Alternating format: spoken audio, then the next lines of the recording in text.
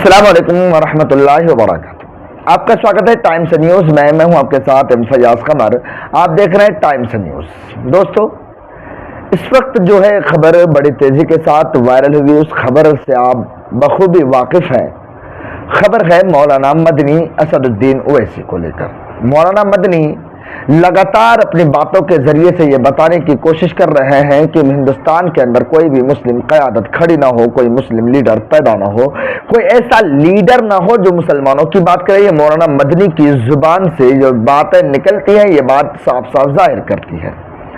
मौलाना मदनी क्या चाहते हैं, क्या समझते हैं, वो उनकी अपनी राय है, वो उनकी अपनी सोच है। लेकिन मौलाना मदनी के कुछ ऐसे वीडियोस हैं, कुछ ऐसी बातें हैं जो मैं आपको सुनाना चाहूँगा। पहले मैं आपको बता दूं कि मौलाना मदनी ने क्या कुछ कहा है, मौके पर बार मौक़ों पर क्या कुछ कहा है, वो सारी बातें मैं आपको सुनाऊँगा। मौलाना मदनी की एक वीडियो है, उसमें एक मंच से बाज़ाब्ता वो एक शेर पढ़ते हैं। उस शेर के ज़रिए से ये बताने की वो कोशिश करते हैं कि श्री राम जी जो हैं, यानी कि रामचंद्र जी जो हैं, वो इमाम हिंद हैं, यानी हिंदुस्तान के वो इमाम हैं। ये चीज़ जो बाज़ाब्ता मौलाना मदनी जो है एक मंच पे, यानी जमीयत उलमा के हिंद के एक जलसे से उन्होंने ये बात कही है, और कोई महाराज पीछे बैठे वो पहले तो आप इसके बयान को सुनिए, उसके बाद इसमें थोड़ी सी मैं तफसीर करूंगा। इस बयान को आप सुनिए। और उर्दू के कुछ शेर सुनाना चाहता हूं। हो सकता है समझ में आए, हो सकता है न भी आए, मैं समझाने की भी कोशिश करूंगा। कहा, लबरेज है शराबे हकीकत से जाम हिंद, सब फलसफी हैं खित्ते मगरिब के राम हिंद। श्री रामचंद्र जी के बारे में कह रहे हैं। अब गौर कीजिएगा, वो कह रहे हैं सब फलसफी हैं खित्ते मगरिब के राम हिंद, ये हिंदियों के फिक्र रस का है असर, रफ़अत में आसमां से भी ऊंचा है बाम हिंद। रफ़अत कहते हैं बुलंदियों को, ऊंचाइयों को। तो भारत का दरवाजा हिंद, भारत का दरवाजा आसमान से भी ऊंचा है। किस वजह से?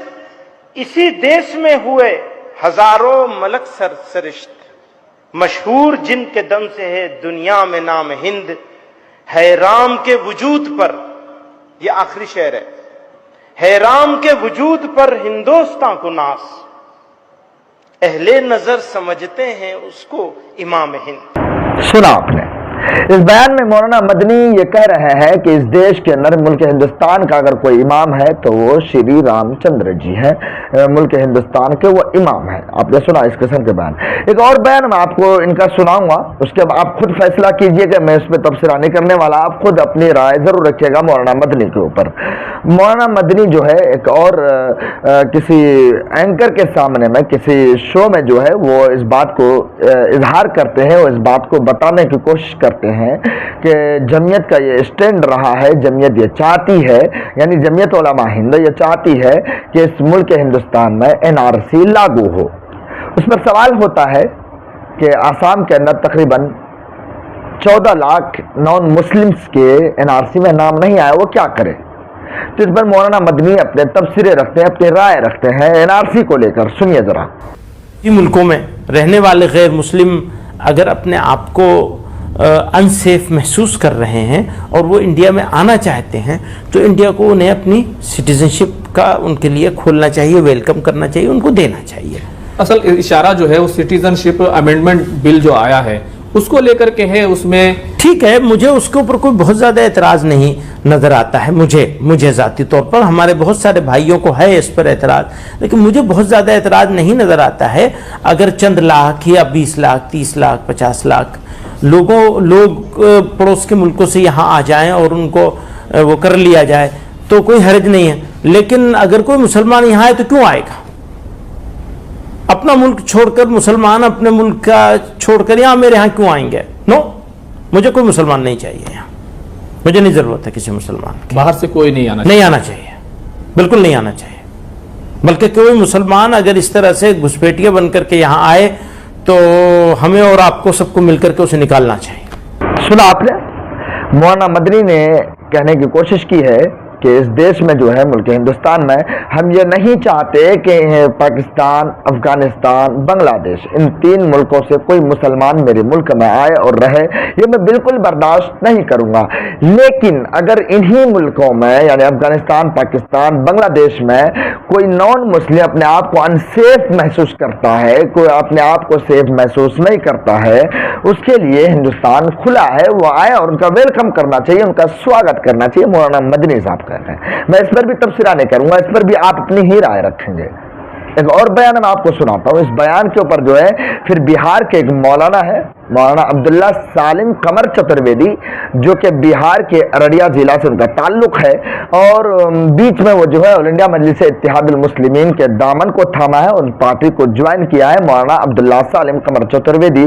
اب اس وقت کے حال میں اب نہیں بتا سکتا وہ پارٹی کے اندر ہیں کہ نہیں ہے، ان سے میرا کوئی کانٹیکٹ نہیں ہے، لیکن اس جو مولانا مدنی نے جو ہے اس بات کو کہا تھا ایک ایسے کسی منچ میں، کسی پروگرام میں، بہت سارے اور بھی دیگر علماء بیٹھے ہوئے ہیں اور دیگر سیاسی رہنما بھی بیٹھے، اس منچ سے مولانا مدنی اپنی زبان سے یہ بات کہہ رہے ہیں کہ میں یہ بالکل بھی نہیں چاہتا، یہ میری بالکل بھی خواہش نہیں ہے، میں بالکل اس بات کی مخالفت کرتا ہوں کہ اس ملک ہندوستان میں کوئی مسلم قیادت کھڑی ہو، یعنی کوئی مسلم لیڈر کھڑا ہو اور مسلمانوں کی قیادت کرنے کی کوشش کرے، مسلمانوں کی پولیٹکس کرنے کی کوشش کرے۔ یہ مولانا مدنی جو ہے اپنے بیان میں کہہ رہے ہیں، اب سنیے ذرا، اس کے بعد عبداللہ سالم کے بھی میں بیان سناؤں گا، اس کے بعد جو اس پر تبصرہ بھی میں کچھ تھوڑی دیر کے لیے کروں گا۔ سنیے پہلے بیان کو۔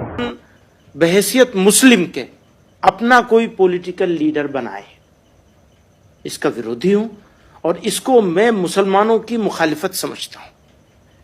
میں ان کو بہت اچھا آدمی مانتا ہوں، اسد الدین اویسی صاحب کو، لیکن یہاں پر میں ان سے بالکل ڈس ایگری کرتا ہوں کہ وہ مسلمانوں کے، انڈین مسلمز کے پولیٹیکل لیڈر بننے کی کوشش کر رہے ہیں۔ اس کو ہم کامیاب ہونے نہیں دیں گے کسی قیمت، بالکل نہیں ہونے دیں گے۔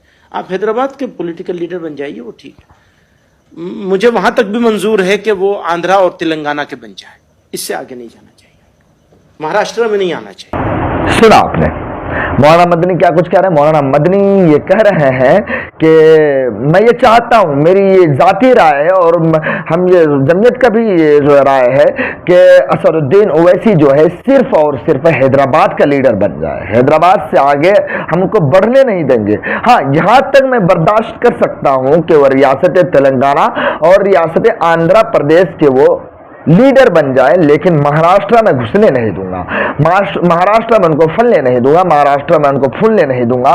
یعنی کہ اسد الدین اویسی کی پولیٹکس جو ہے، ان کی جو راجنیتی ہے، میں اس سے بالکل ڈس ایگری کرتا ہوں، میں ان کو لائق نہیں کرتا، اس لیے میں نہیں چاہتا کہ اسد الدین اویسی اس دیش کا مسلمانوں کا لیڈر بنے۔ وہیں پر عبداللہ سالم کا بھی بیان آپ نے سنا، مولانا عبداللہ سالم دوسرے نمبر پر مسلمانوں کو بحیثیت مسلم اپنا کوئی سیاسی لیڈر نہیں چننا چاہیے، یہ بھی غلط سوچ ہے۔ ہندوستان ایک آزاد ملک ہے، لیڈر صاحب، جنرل سیکریٹری صاحب، کوئی بھی یہاں پر اپنا سیاسی لیڈر چن سکتا ہے، ہندو مسلمان کو چن سکتا ہے، مسلمان ہندو کو چن سکتا ہے۔ آپ کو کہنے کا ادھیکار نہیں ہے کہ ہم کسی کو مہاراشٹر کی سرزمین پر ان کی جماعت کو ہم پھیلنے نہیں دیں گے، آپ کی زبان سے یہ بات شوبھا نہیں دیتا۔ لیڈر ہے وہ اس وجہ سے جب شریعت میں مخالفت ہو رہی تھی، جب شریعت میں مداخلت ہو رہی تھی، تو تنہا پارلیمنٹ میں اگر کوئی 3 طلاق کو لے کر اگر کوئی بولا ہے تو بیرسٹر اسد الدین اویسی تھے۔ اگر کسی نے بولا ہے سیمانچل، جو کہ پورے ہندوستان میں ایک پچھڑا علاقہ مانا جاتا ہے، سب سے بیک فٹ علاقہ مانا جاتا ہے، علاقہ سیمانچل کو، اگر اس سیمانچل کے لیے سنسد بھون میں کوئی اگر بل لایا تھا، وہ بیرسٹر اسد الدین اویسی تھے۔ جب بیرسٹر اسد الدین اویسی مسلمانوں کی بات کرتے ہیں، مسلمانوں کے لڑتے ہیں، تو ہم کیوں نہ انہیں تسلیم کریں۔ جنرل سیکریٹری صاحب کو بہت ساری باتیں عبداللہ سالم نے ایسے اپنے لفظوں میں، اپنے انداز میں ساری باتیں یہاں پہ نہیں کر سکتا، وہ جواب دے جو آ کے آپ نے سنا۔ تو یہ ساری باتیں سن کر آپ کو کیا لگا؟ آپ اپنی قیمتی رائے جو ہے ہمارے ویڈیو کے کامنٹ سیکشن میں ضرور بتائیں۔ اگر آپ کو ہمارا یہ ویڈیو اچھا لگتا ہے تو اپنے دوستوں میں ہمارے چینل کو شیئر ضرور کریں، ویڈیو کو شیئر کریں اور چینل کو سبسکرائب کرنا نہ بھولیں۔ شکریہ، السلام علیکم ورحمۃ اللہ وبرکاتہ۔